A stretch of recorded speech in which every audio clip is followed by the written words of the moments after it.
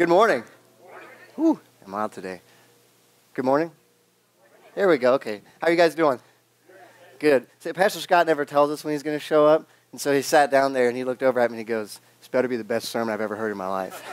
And I was like, I told him, I was like, "Man, all you need is a notebook. I feel like I'm taking the driver's test, you know? Like, he's sitting down there, like, I make a point, and he's like, nope. Writes down some notes. No, I could dock you for that one, kid. Like, sorry, you're not going to get your license today. It's not going to be today. Maybe next time. You can try again."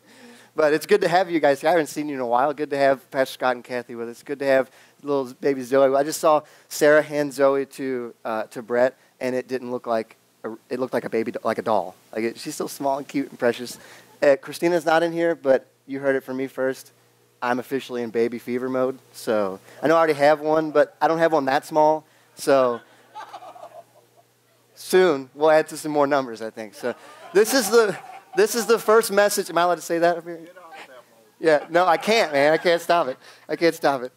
This is the first time Christina has not been in the congregation when I've preached before. So it's weird. Like I keep looking down here and James is sitting there, and not Christina. I know you are, buddy. You're my biggest support. I was told.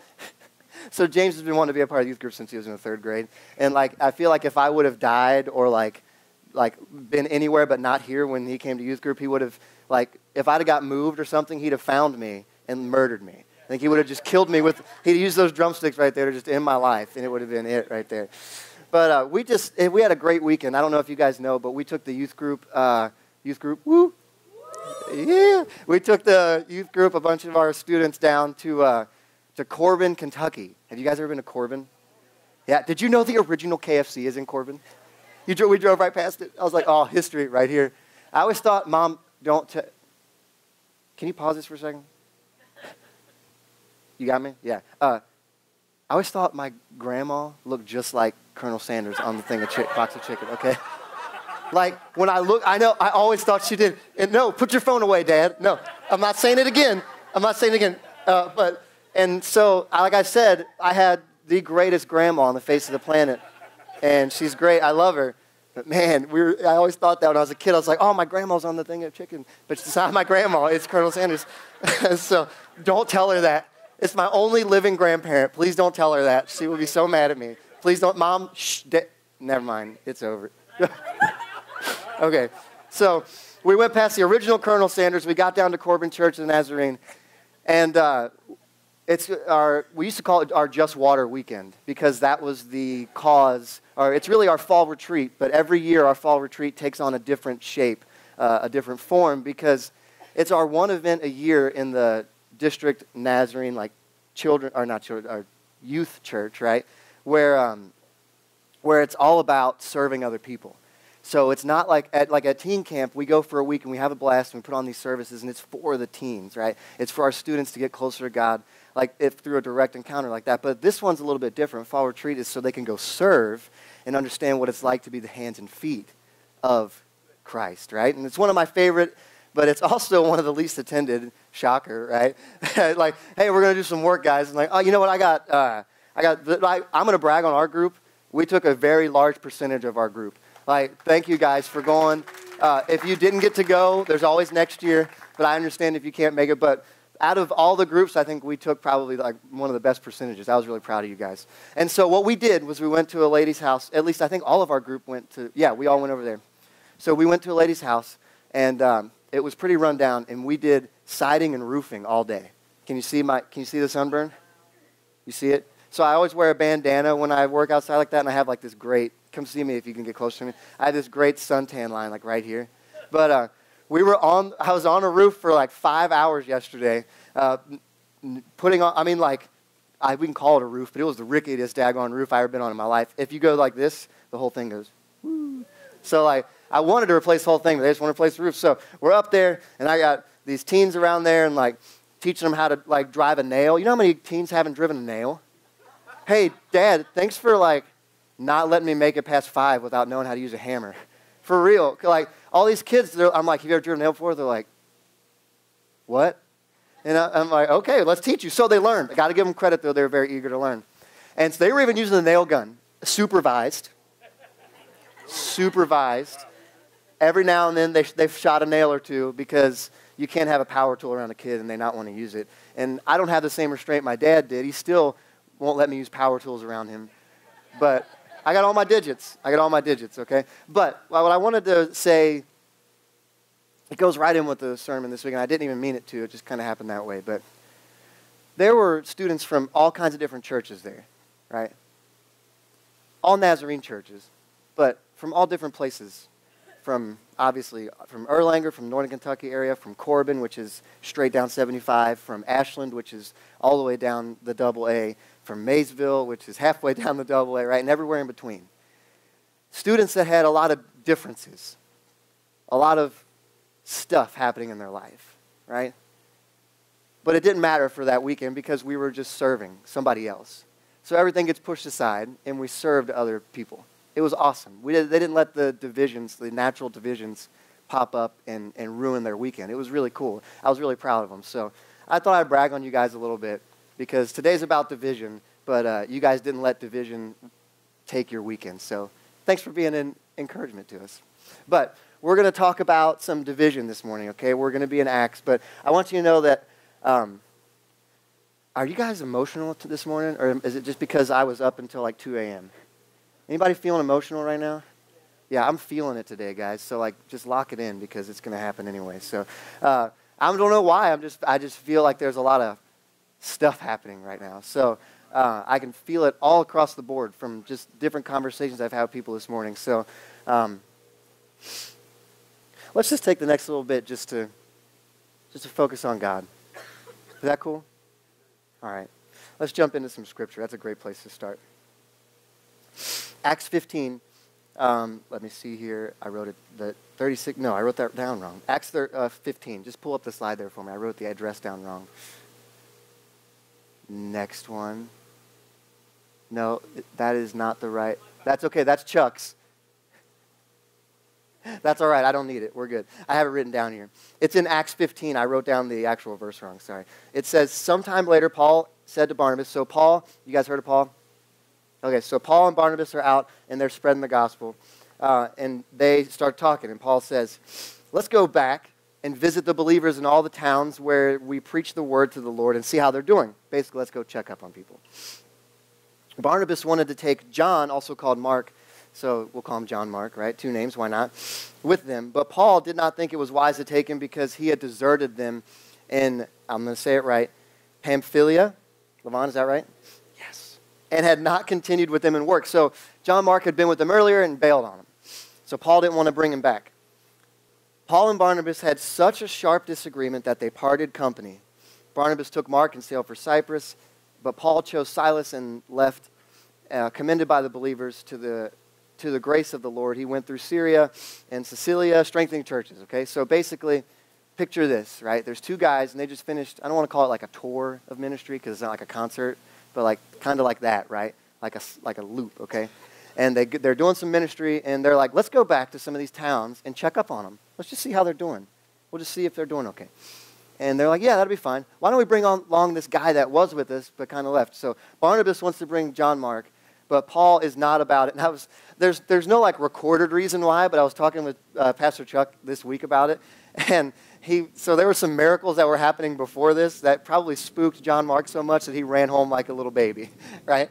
And so he saw some things happen that freaked him out, and he was like, I am out of here. This is too creepy. But Barnabas wanted to give him a second chance. Paul was not having it. This is what I want you guys to get from this. They had such a sharp disagreement that they parted company. Sharp disagreement. I feel like that's the biblical way to say it. It was like a knockdown, drag out, come to Jesus moment, face to face, sharp disagreement. Okay, and I love that this is written because it didn't have to be. Sometimes situations that could have made some of these biblical people look bad, I feel like maybe they would have been tempted to maybe leave them out, right? Maybe you don't write the part, maybe Luke doesn't write the part where Paul and Barnabas almost fight each other over John Mark and if he's going to go with them or not. But they do. I love it because it shows us an insight to real life because these are real people. Don't forget that these are real people. They're not movie characters. They didn't They haven't been around for a while, obviously. Been a couple thousand years. But they're real, real people, okay? And they had disagreements. They had divisions that jumped up. And what's crazy about this, I was doing some research this week about it, and the common theory is that they probably never really saw each other again. Paul writes about him a little bit later, and he writes positively about him, but they probably never saw each other again. I couldn't imagine having a disagreement so bad with someone that I never saw them again. Could you imagine that? I know my grandfather, he could hold a grudge. Not against me, because I was his favorite. Sorry, Dad. It was true, man. I remember the first time my grandpa gave me $20 and my dad's mouth hit the ground, because he was like super, he wasn't stingy, but when you live through the Depression, like, you don't waste money, right? And so, but unless you do it on your grandkids, right? You waste money on your grandkids? Not waste, it's not a waste, I'm sorry, it's not a waste. But he gave me $20, and I remember Dad was just like, he what? Like, yeah, Grandpa just gave me some money. He's like, no, he doesn't give anybody money. I'm like, well, he gives me money, so whatever. Guess he doesn't love you as much as he does me, Dad. I'm joking, he loved you. But he could hold a grudge, and what I mean by that is he didn't talk to his entire side of the family. When I was growing up, I didn't know my grandfather's side of my family because he had a falling out with them when he was younger, and he just said, they're out of my life, right? And they kind of did the same to him too. So, such a sharp disagreement. They never saw each other again. That kind of makes me sad, right? But we wouldn't do that, right? Like, not in the church. Church members don't ever disagree that much. They never get so mad at each other that they just go and start another church out of spite, right? Right? I mean, they never get so mad at each other that they spread false rumors about people, right? Because we're the church. Right? So this morning we're going to talk about division. Pastor Larry asked me, he said, how are you going to talk about division this week when we don't really have all that much? I'm like, Larry, you're right. We're really blessed. Like, we don't have a lot of just out. Yeah, hallelujah. You can. Yeah, we don't have a ton of just out in the open, just straight up division, right? And I love that. But that doesn't mean we don't have room to improve. And also, it doesn't mean we don't have division within ourselves either. So we're going to talk about it from a couple different layers. So I want to talk about three things that division causes in our lives. Three ways it really just wrecks us. It causes us to demean one another. Do you guys know what demean means? That was kind of a funny phrase right there. Demean means. Did you hear that? Do you guys know what that means? To look at other people as less than you, to put people down, right? Okay. So, can anyone tell me what was happening between like 1939 and 1945 in world history? World War II, right? Yeah, World War II. You're right. Good job. I was worried. I didn't know. I was going to probably just close up and sit down if no one said that because for some reason I have a history major. I don't know why. Like, that's just what I ended. I was trying to get out of college so I could go do Bible school, and I was like, well, I'm closer to this than anything else. So that's right. So you guys would have broke my heart if you wouldn't have known that. So World War II. And I'm sure you guys have probably heard about this thing that happened where there was this group of people that were profiled basically by their nationality and their heritage basically. And they were rounded up systematically and put into, well, like prison camps, right? Have you guys heard about that? I'm sure you've heard about it, but I don't think you're thinking about the same thing I'm thinking about. Because I'm not talking about the Holocaust. I'm not talking about Nazi Germany and what they did with the systematic elimination of Jews, and that was ridiculously horrible, right? And I'm not talking about, what Stalin did in Russia, where he just like eliminated 3/4 of his own military officers because he was afraid they would overthrow him. I'm not talking about that. I'm not talking about even any terrible thing that happened in China in the 1930s that Japan did. I'm not talking about any of those things. I'm actually talking about what we did to Japanese American citizens during World War II. Did you guys know that in the United States during that time, if you had any kind of Japanese heritage, especially if you lived on the West Coast, that we rounded people up and put them in prison camps? Did you know that? Prison camps. Land of the free, home of the brave, and occasionally a prison camp. How backward is that, right? As we're fighting to free the world, we end up actually literally imprisoning our own citizens that committed no crime, okay? We like to demean each other.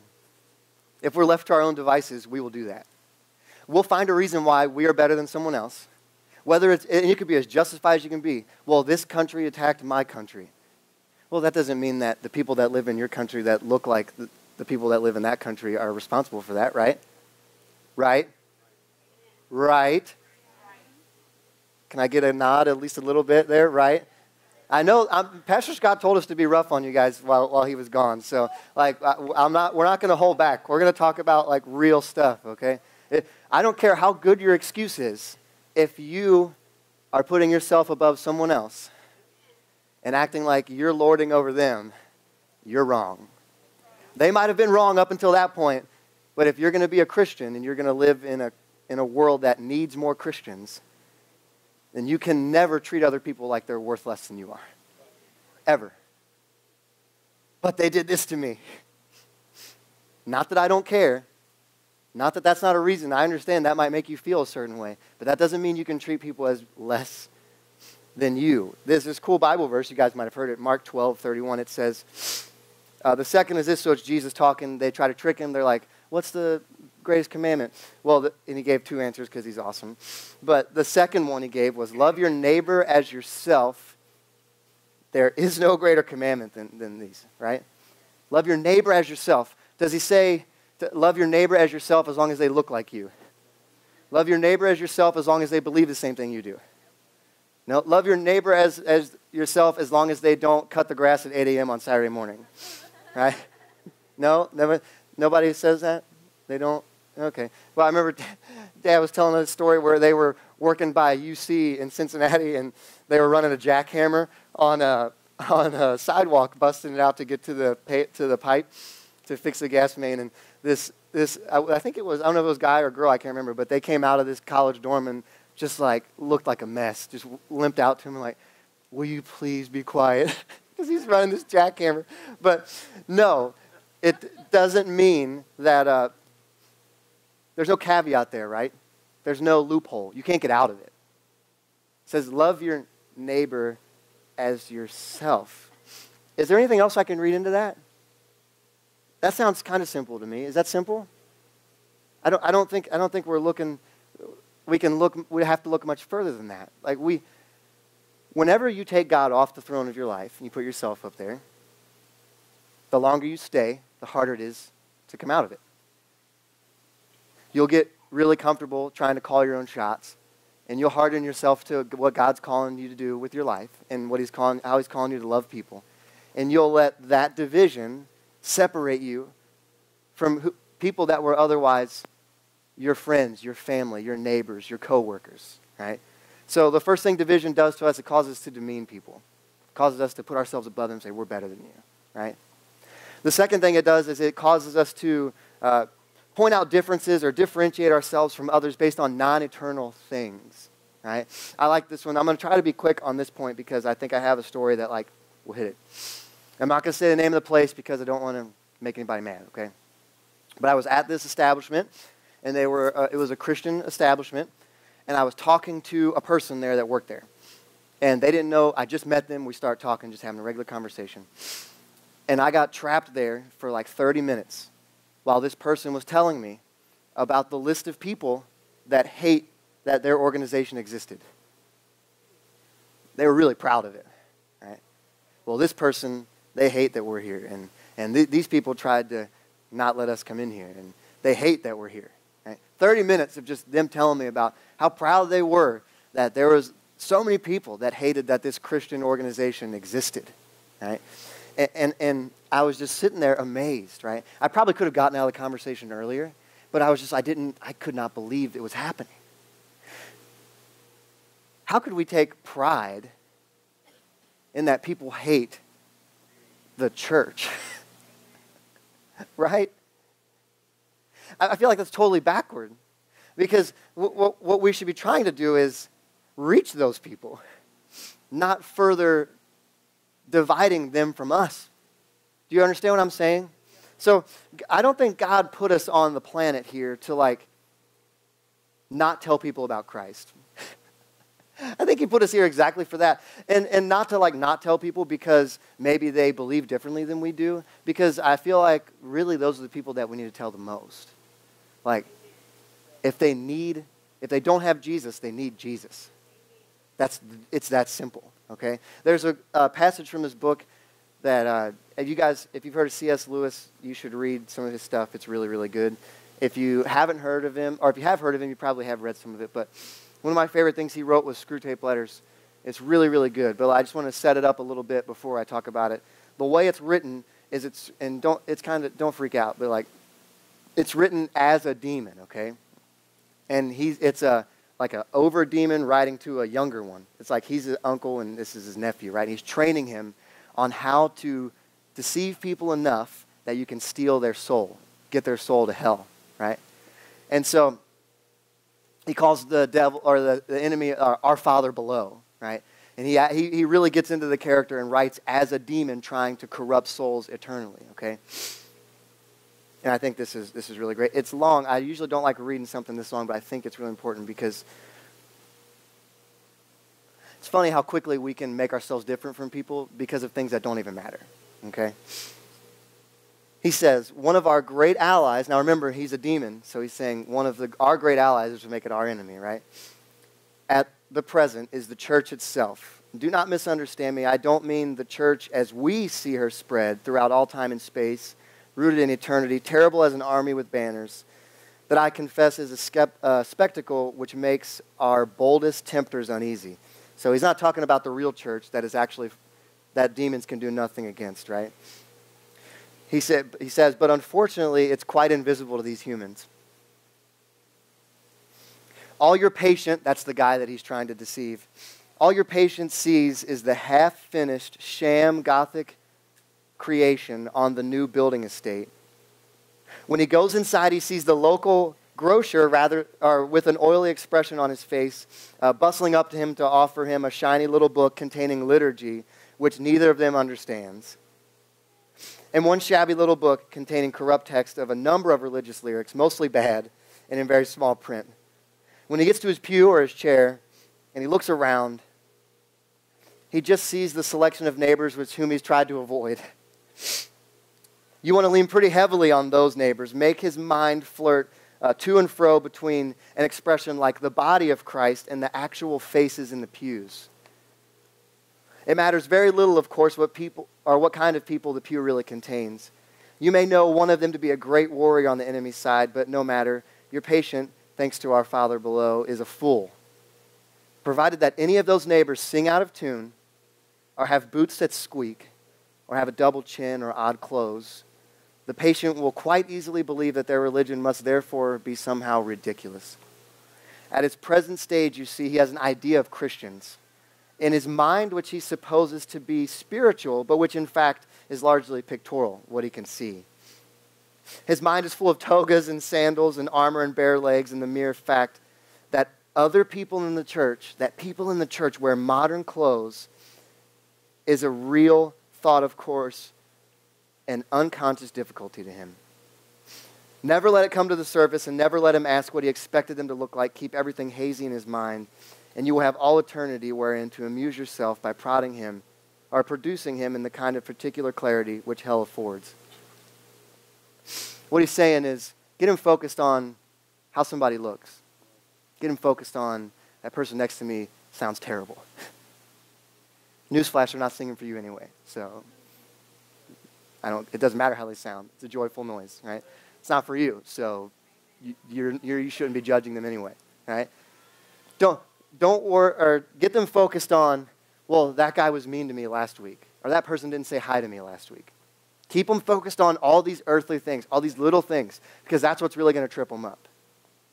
You see, if they ever realize the actual power that the church has, the actual power that's available through Christ and through a body of believers, we don't stand a chance. Right? The enemy doesn't stand a chance if we actually tap into that.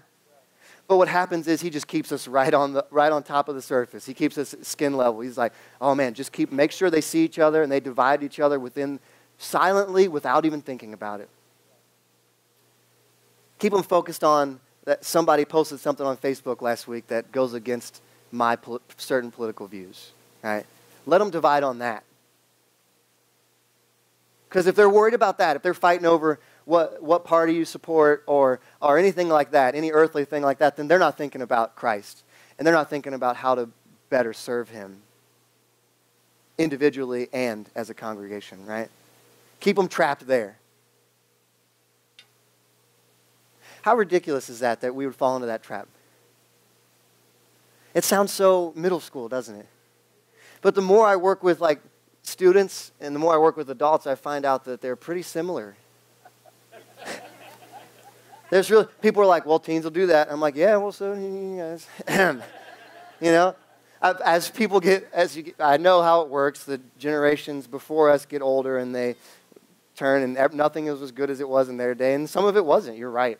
But some of it is, and that's okay too. But it's not a competition, right? It's not my generation is better than yours or yours is better than mine. That's not how it works because we're all really on the same team. We're all on the same team, right? But you see how you have the option? This is what I want to focus on here. You have the choice. Somebody next to you bothers you. Someone looks at you weird. Somebody sits down to you and smells terrible, right? You have a choice. You can let that bother you and distract you from the service. Let it take your total concentration. I don't know, maybe somebody misses a note or something, or I don't know what it is that distracts you, but maybe you have a choice no matter what it is. You can let that pull your attention away, and you can allow the enemy in right there. Sometimes it can be as easy as, and I love babies, but sometimes it can be as easy as a baby cries, right? And you get a choice. Am I going to let that distract me, or am I going to focus on what God wants me to hear? Okay? That's the truth. You get an option. So when we have division in our lives, that really means we pursued it, doesn't it? Right? We had a choice, but we chose more division. We chose more separate. And I don't want that for any of you guys, okay? Because the last point here is what division ultimately does to us. It destroys our humanity at its very core. This is a really heavy story, okay? But I think this is a really heavy topic, so if you bear with me through this last story, then we're going to get to the light, I promise. Is that cool? Yeah? Okay. Every bit of this is true. I didn't make it up. I remember reading about it when I was in middle school, and it's rough. Do you guys know what's happening in the United States between like 1861 and 1865? Slavery, yeah. Civil War? Yeah, Civil War. Thank you. Okay. Obviously, I don't have to tell you the Civil War was dividing, right? And duh, okay? Right. If you don't know, wow, I hope you do. Or maybe you haven't got to that class yet, or maybe you forgot. But there's the Union in the North and the Confederacy in the South. And Confederacy basically declared they were their own nation, elected a president. Did you know Kentucky's the only state that had two serving presidents at the same time? Abraham Lincoln was born in Kentucky, and so was Jefferson Davis. And he was the Confederacy's president. Fun fact, win you some money at trivia night. Are we allowed to play trivia for money? We can't do that, can we? Never mind. Don't use that. You sinners. Yeah. Gosh, you guys are terrible. No, I'm joking.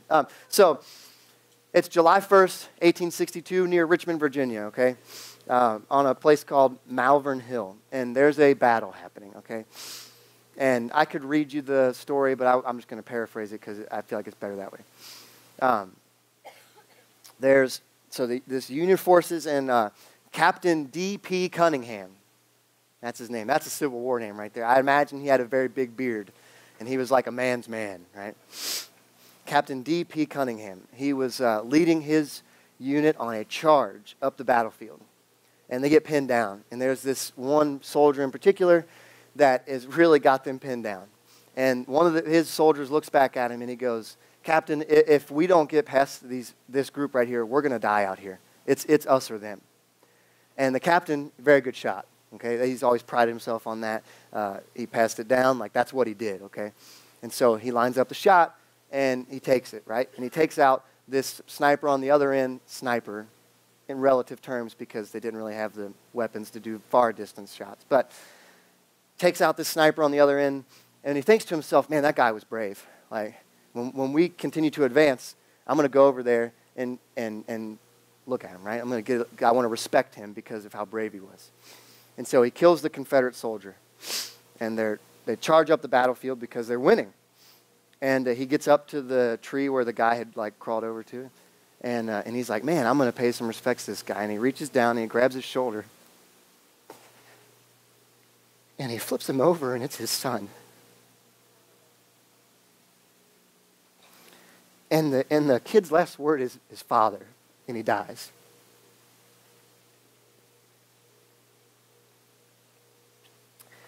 And one of the soldiers in his company wrote after this about the look that was on his face after that. When he reached down, it was just a soldier that he had killed. And the moment that soldier turned from soldier to son, they said it was undescribable, the terror and the despair on his face. And he couldn't get up, but they had to keep going because they're in a battle. And so they continued to move, and they thought they didn't know what happened to him. And they're continuing to fight, and all of a sudden they hear him yelling from behind him, and he's charging into the enemy. And he gets shot. And he falls over, and he jumps back up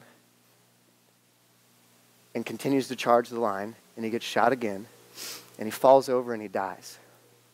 And they said he looked just crazy, right? That's a heavy story, mostly because it's true. It's not a Hollywood thing. It's not a made for effect. It is a true documented story. Now, I know that no parent should ever have to lose a child. If you've had to go through that, I'm sorry. That's all I can say. I can't fix it. But I can't even imagine if I lost a child by my own hand. That moment when he rolled him over, and the gray uniform turned into his baby boy, his pride and joy, right? This is the end game for the enemy, okay? And kind of break from the physicalness of that story and jump to this spiritual side, okay? The enemy wants to break us down to the point where we will kill each other. I'm not talking about walk up and stab somebody. I'm talking about with your words, with your actions, the way we seclude people, the way we treat people, right? The way we think about people. This is the end game, okay? This is the enemy sitting there laughing. He's laughing his butt off thinking, oh my gosh, I got that guy. I can't believe I tricked that guy into killing his own kid. I can't believe I tricked that guy into talking bad about his own pastor. I can't believe I tricked that lady into thinking that group that loves her so much really hates her. And he walks around, he brags about it, right? That's what he wants. He wants to destroy completely our basic humanity. And what happens is we become a shell of ourselves. A lot of times we just try to start justifying our decisions, our bad decisions we made with our lifestyle, and it just becomes this ball of junk that continues to roll. And you might not, and you probably won't ever meet somebody that has had a story as dramatic as the one I told you, but we do the same thing to each other. We do it in spirit. We do. And I'm not saying you guys directly right now, but I'm saying we all have the temptation to do that. You all get the choice to do that. Whether you choose it or not is on you, right? So we've gotten to the dark place. Let's talk about some light, right? Let's shine some light on the situation here. Division will ultimately destroy us. But it doesn't have to. It doesn't. It's pretty cool. Because there was this guy that showed up a couple thousand years ago that decided that division was dumb. He decided that he was tired of the division that was between his father and his father's creation. And so he took care of it for us. Right? So through Jesus, we have some power, okay? And we're going to talk about that now because I'm tired of being sad. So a couple things we can do once we realize we have that power, right? We can realize what division actually is. We're not grasping in the dark for straws, right? we can call it out. I'm totally a believer in that the enemy loves to work in the shadows, okay? He loves it when we don't call him out. He wants to be in the background, pulling the strings, and then us blaming each other. That's his favorite way to operate, right? But we're not weak. We are, but through Christ, we're not, okay? There's this verse in James 4:7. It says, submit yourself then to God, resist the devil, and he will flee from you. Now, he doesn't flee from you because he's afraid of you. He flees from you because he's no match against God, right? And so, this quick little thing. I was at a softball game this year, and I promised I was not yelling at anybody, okay? I wasn't yelling at anybody. Wasn't doing that. But there was this guy that wasn't even playing in our game that was giving one of our teammates a lot of problems and like really being a jerk to him. And so I asked him to leave. That was it. Just like that. I said, hey, you got to leave. You can't leave. You're in our dugout. Leave, please. And so he walked like 30 feet away, like I'm here. He walked this way. And then he turned around and he came right back, right? And he's standing just like this. He's bigger than me, too. Like, he's boom, right here, okay? And I'm like, well, I can't move because, like, I figured this out. Like, with teens, like, when there's every now and then a teen will want to fight, like, for real. Like not girls usually don't want to fight me, but, like, guys every now and then will jump up, want to fight. If you move, you're done, okay? So you got to just stand there even though you're terrified. And so I'm standing there, and he gets up to me and he goes, why are you getting in my face? And then I laughed, like, literally, because I was like, you just walked 30 feet to get in my face. Like, what are you talking about? And I was like, man, I don't have a problem with you. I was like, just please, like, leave us alone, you know? And he's staring at me. I was like, oh, my gosh, is this guy going to punch me? This is so stupid. Like, what is happening right now? Is this real life?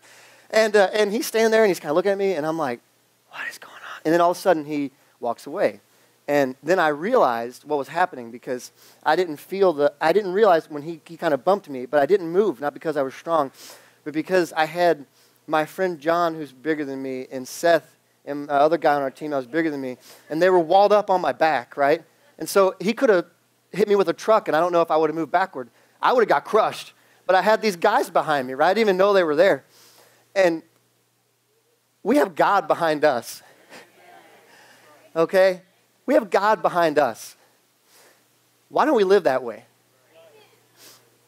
Why do we live with our heads down and like we're ashamed of our faith and what power comes with it? I don't know why.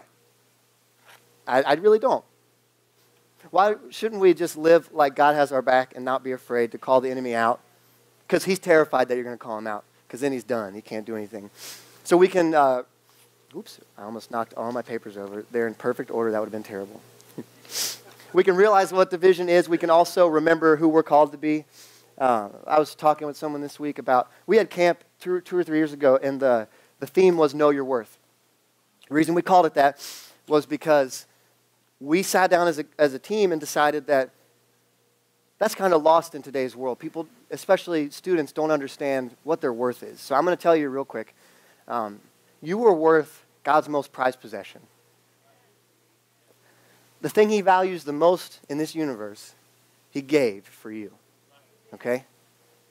I don't get to decide your worth. Your friends don't get to decide your worth. Your parents don't get to decide your worth. Your pastors don't. Your kids don't. Your grandkids don't. I could list everyone. No one gets to decide your worth. It's been set. It was set 2,000 years ago when it was finished on the cross. That's your worth, okay? If you want to know what you're worth, just think about Jesus, okay? That's what you're worth. That's amazing to me. Imagine if we all lived like that. If we all walked around every single day like that. And then the last thing we can do to respond to the hurt and pain that division causes in our life is we can respond accordingly. Do what we're supposed to do. Basically, that's it. Do what you're supposed to do. There's an issue that the church is battling right now because in the past, we've not only been silent on a lot of issues that divide the world, but we've actually like taken sides and made it worse. Right? When the church should have been this healing, unifying place where because Jesus is bigger than all of our differences, right? When the church should have been that, we decided that we were going to just cut a bunch of people out because we were going to be better than them. Okay? And so we're paying for that a little bit now. But I think especially here we're doing a great job of making people feel welcome, bringing them in. Because no matter what happens, in the end, if you're a believer and you believe in that Christ died for you on a cross so you could have a real relationship with your Creator, then we're going to be an eternal family. That's the end game for God. So the enemy, his end game is total destruction. God's end game is total unification. Okay? We're all going to be the same family. I got to thinking about this. If I'm here when the sky breaks open,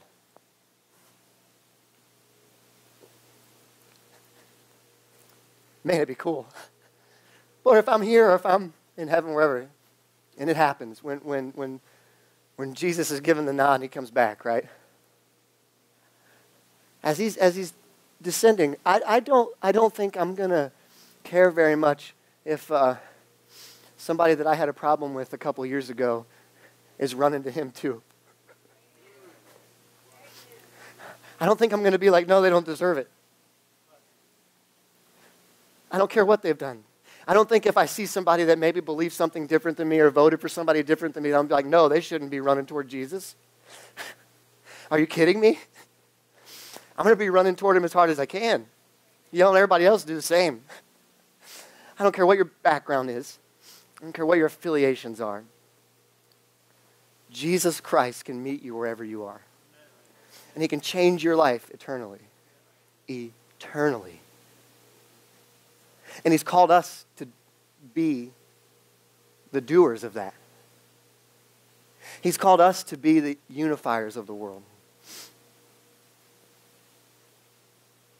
No matter what differences we have with other people. Right? Don't freak out. Some people are freaking out. They're like, well, but these people do this and that. They need Jesus just as much as you do. They are a child of God just as much as you are. Right? That's the truth.